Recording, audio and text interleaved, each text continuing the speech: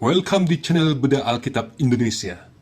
Di video-video sebelumnya sudah membahas penciptaan di hari pertama sampai hari keempat, yaitu terang, cakrawala, daratan, dan benda-benda penerang. Di video ini kita membahas penciptaan di hari kelima. Produk hari kelima yang dihasilkan adalah hewan air dan hewan yang berterbangan di udara.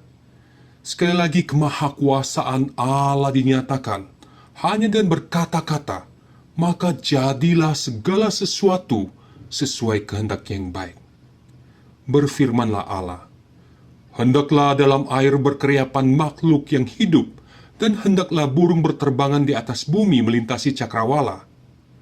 Maka Allah menciptakan binatang-binatang laut yang besar, dan segala jenis makhluk hidup yang bergerak, yang berkeriapan dalam air, dan segala jenis burung yang bersayap.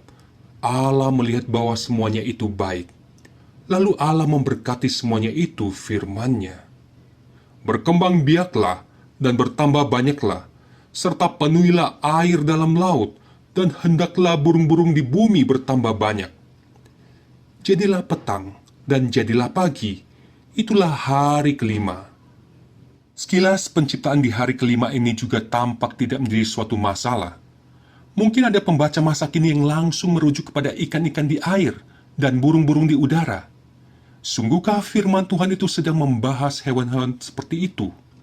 Apakah penulis Alkitab sedang menjelaskan kelompok hewan yang diciptakan pada hari kelima seperti klasifikasi hewan dalam ilmu biologi? Sungguhkah firman Tuhan itu sedang memaparkan kelompok hewan seperti yang kita pahami dengan konsep sains masa kini? Bagaimana menurut pendapat Anda? Apakah seperti itu? Mari kita bahas dengan semakin tajam, semakin dalam, dan semakin tertanam.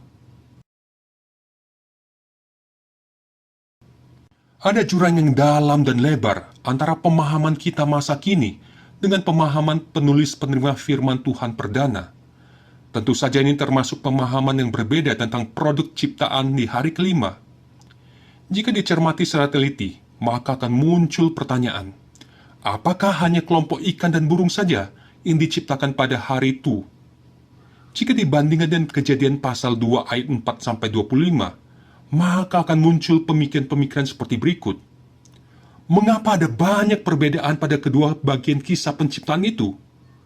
Apakah kedua kisah penciptaan itu berasal dari satu sumber yang sama, atau ada sumber lain? Mengapa pencipta di bagian pertama memakai kata Elohim, sedangkan di bagian kedua memakai kata Yovhe-Vavhe? Mengapa cara penciptaan di kedua kisah itu berbeda? Mengapa urutan penciptaan di kedua bagian kisah itu juga berbeda? Mungkin masih ada lagi pemikiran-pemikiran kritis lain. Tetapi di antara semua perbedaan itu, ada dua perbedaan mendasar, yaitu cara dan urutan penciptaan. Bagaimana kamu menjawab dan menjelaskan pertanyaan-pertanyaan itu? Mungkin ada pemikir sarjana Alkitab yang menjelaskan bahwa Kejadian 2 ayat 4-25 merupakan zoom in atau pemaparan detail dari kisah di Kejadian 1 ayat 1-2 ayat 3. Saya tidak akan menyatakan penjelasan itu merupakan suatu yang salah. Mungkin ada jawaban penjelasan lain. Silakan boleh tuliskan di kolom komentar. Berikut ini akan dipaparkan beberapa fakta-fakta terkait kisah penciptaan di Alkitab dan apa saja yang diciptakan pada hari kelima. Pertama, fakta konteks kemungkinan besar mempengaruhi perbedaan mendasar kedua kisah penciptaan. Bangsa Israel yang diperbudak di Mesir selama kurang lebih 400 tahun sangat mungkin dipengaruhi oleh berbagai aspek Mesir, termasuk mitologi atau kisah penciptaan dari Mesir. Ada berbagai tradisi kisah penciptaan yang berkembang di Mesir. Berikut ini akan dipaparkan dua fakta kisah penciptaan yang berkembang di Mesir dan yang memiliki kemiripan dengan dua kisah penciptaan di Kejadian 1 dan 2. Yang pertama, Dewa Petah merupakan dewa yang dikenal sebagai pelindung para pengrajin dan pencipta segala sesuatu, termasuk dewa-dewi. Ia melakukan penciptaan hanya dengan berfirman. Ia bukan hanya menciptakan, tetapi terus menopang kehidupan yang ada.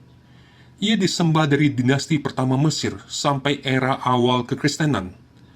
Pusat kultus utama berada di Memphis. Ciptaan pertama adalah atom, terang supranatural. Kemudian peta berfirman lagi, maka seluruh ciptaan terbentuk melalui atom. Kisah penciptaan itu dapat ditemukan dalam teologi Memphis yang terinskripsi pada batu sabaka.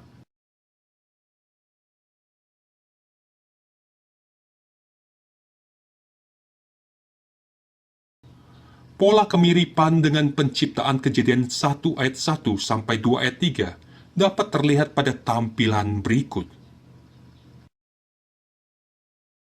Yang kedua, Dewa Khnum merupakan dewa yang dikenal sebagai dewa kesuburan dan penciptaan.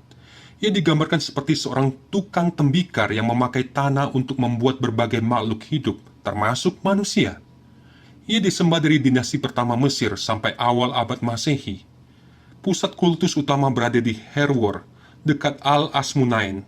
Pada masa kerajaan baru menjadi dewa Pulau Elefantin dekat Aswan. Kultus penting lain dapat ditemukan di Esna. Perhatikan, himne pujaan bagi Dewa Khnum yang agung yang ditemukan di kuil Khnum di Esna. Pada teks itu terlihat urutan pertama penciptaan dengan tanah adalah manusia.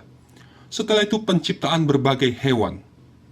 Pola kisah ini sangat mirip dengan pola kisah penciptaan di Kejadian pasal 2 ayat 4-25. Wah, mengapa pola dasar, cara, dan urutan penciptaan kedua kisah mitologi Mesir kuno itu sangat mirip dengan dua kisah penciptaan di Kejadian 1 dan 2? Mungkinkah ini hanya suatu kebetulan yang terjadi? Atau kedua kisah mitologi Mesir kuno itu dibuat dengan meniru kisah penciptaan di Kejadian 1 dan 2?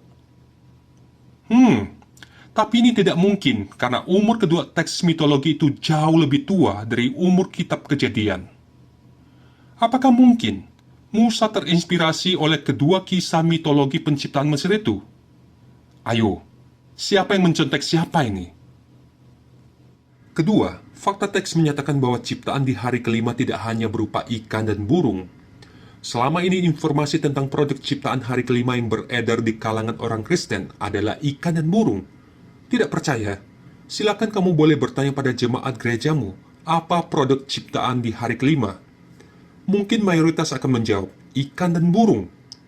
Atau kamu boleh coba masuk ke kelas sekolah minggu ketika guru kelas sedang menjelaskan penciptaan di hari kelima.